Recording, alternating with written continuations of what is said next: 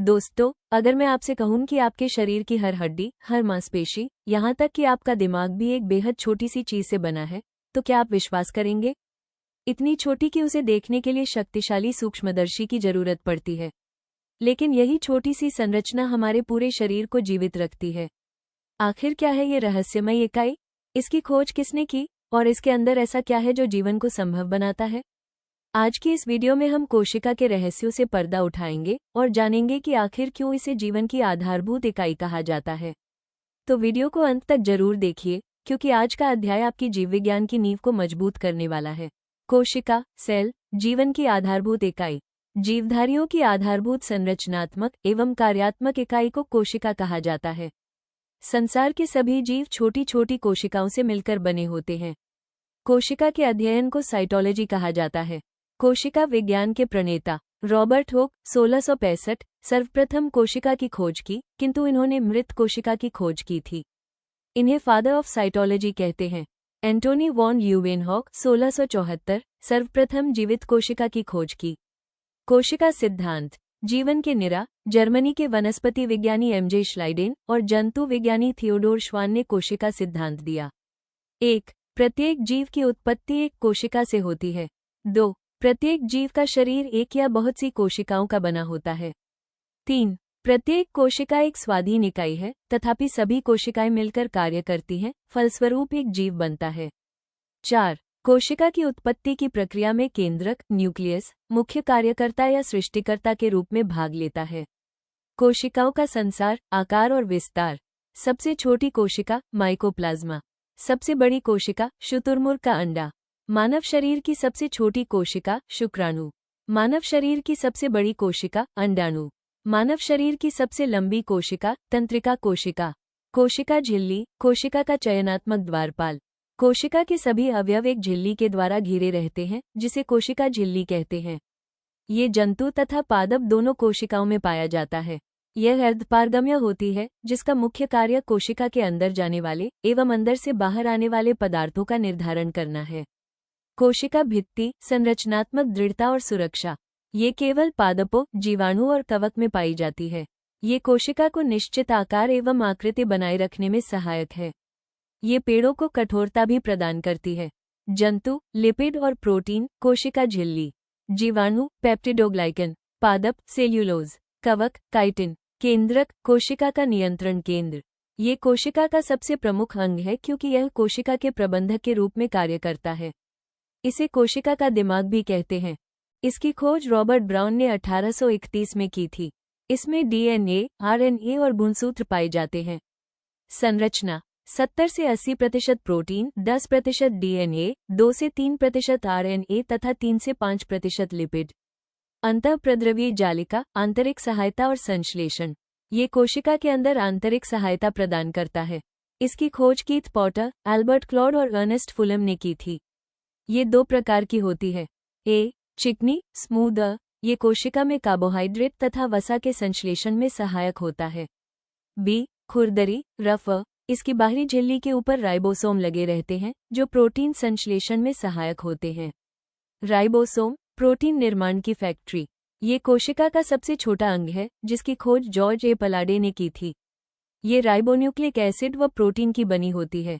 इसका मुख्य कार्य प्रोटीन का संश्लेषण करना है, इसलिए इसे प्रोटीन की फैक्ट्री भी कहा जाता है। 70s, आकार में छोटे। उदाहरण माइटोकॉन्ड्रिया, बैक्टीरिया, प्रोकैरियोटिक कोशिकाएं। 80s, आकार में बड़े। उदाहरण विकसित पौधे व जंतु, यूकैरियोटिक कोशिकाएं। यूकैरियोटिक कोशिका 80s राइबोसोम। प्रोकैरियोटिक कोशिका 70s राइबोसोम। कोशिका का ऊर्जा ग्रह, the power house of the cell. Mitochondria को कोशिका का ऊर्जा ग्रह कहते हैं, क्योंकि यह ऊर्जा उत्पन्न करता है। मुख्य कार्य। कोशिका के भीतर श्वसन, cellular respiration, ATP, adenosine triphosphate का निर्माण। भोजन का ऑक्सीकरण, ऑक्सीडेशन ऑफ फूड। माइटोकॉन्ड्रिया, खोज और संरचना। खोज 1880 ईस्वी में कोलाइका द्वारा, कीटों की रेखित पेशियों में। नामकरण 1890 में ऑल्टमन ने इसे बायोब्लास्ट नाम दिया।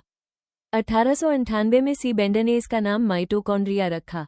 संरचना। माइटोकॉन्ड्रिया दोहरी झिल्ली से घिरी होती है। ये कोशिका द्रव्य में पाई जाने वाली गोलाकार अथवा सूत्राकार रचना है। भीतरी झिल्ली में मौजूद उभारों को क्रिस्टी कहते हैं। लाइसोसोम, कोशिका का पाचन तंत्र। खोज क्रिश्चियन द डुवे ने की थी। ये कोशिका के अंदर पाचन का कार्य करता है। इसके अंदर जल अपघटक एंजाइम पाए जाते हैं जो काम न करने वाले अंगों को नष्ट कर देते हैं। आत्महत्या की थैली, सुसाइड बैग, जब पूरी कोशिका कार्य नहीं करती तो ये फट जाता जिससे पूरी कोशिका नष्ट हो जाती है। गोल्जी काय, गोल्जी बॉडी, यातायात प्रबंधक। खोज 1898 में कमीलो गोल्जी ने की थी।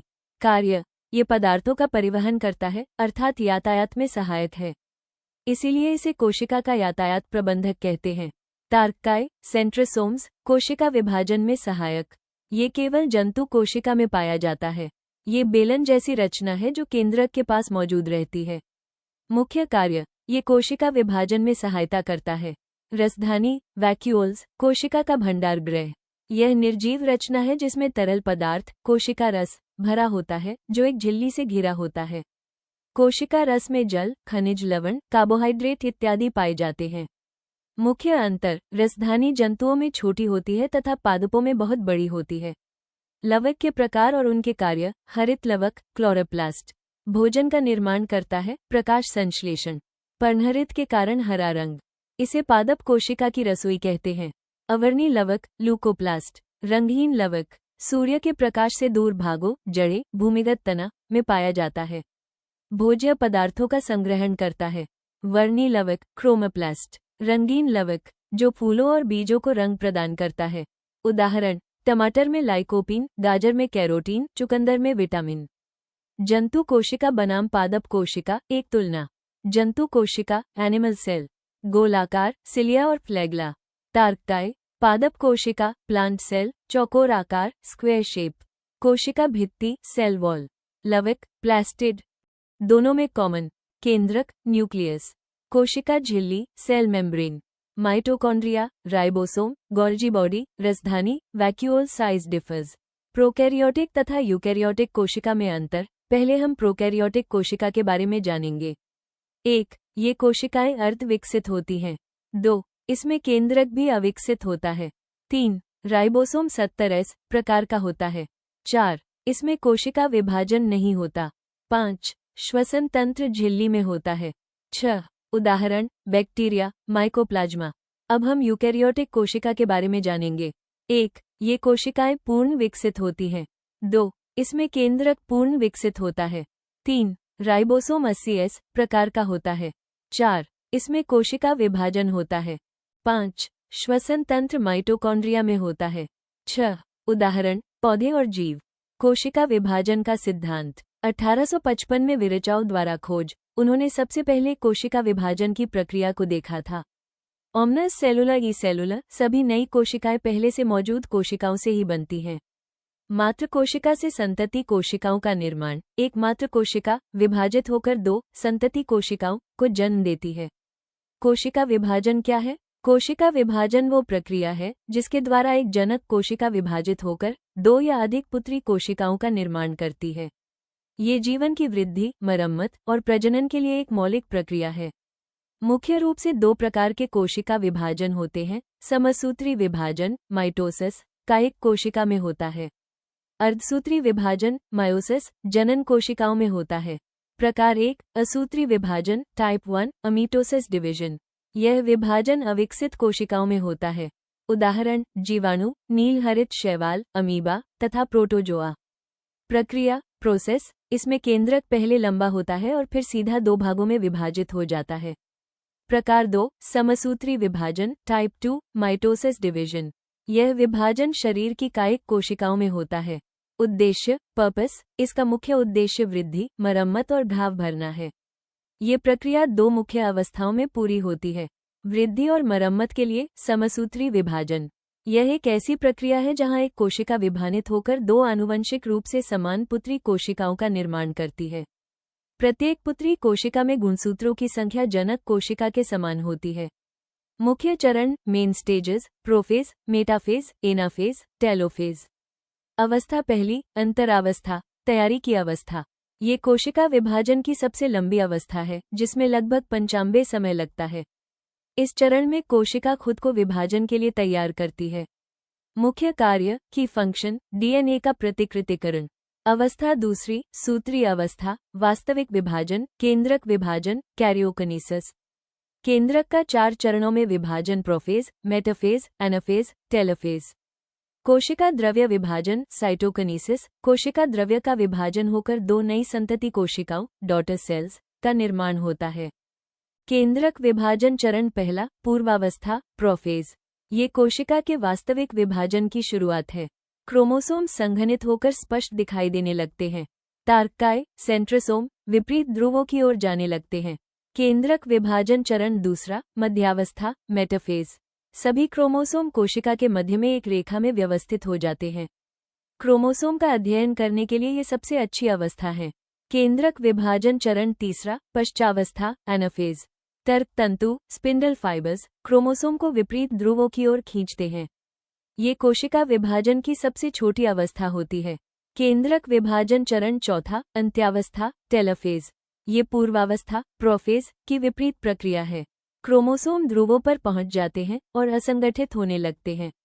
प्रत्येक क्रोमोसोम समूह के चारों ओर नए केंद्रक आवरण का निर्माण होता है। अंतिम चरण कोशिका द्रव्य विभाजन साइटोकिनेसिस।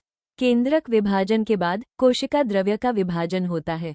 परिणामस्वरूप एकमात्र कोशिका से 2 नई आनुवंशिक रूप से समान संतति कोशिकाएं बनती हैं। अर्धसूत्री विभाजन आनुवंशिक विविधता की प्रक्रिया। यह विभाजन केवल जनन कोशिकाओं स्पर्म और ओवम में होता है। उद्देश्य लैंगिक प्रजनन के लिए आनुवंशिक रूप से भिन्न युग्मक गेमीट्स बनाना। पुत्री कोशिका डॉटर सेल में गुणसूत्रों की संख्या मातृ कोशिका मदर सेल की आधी होती है।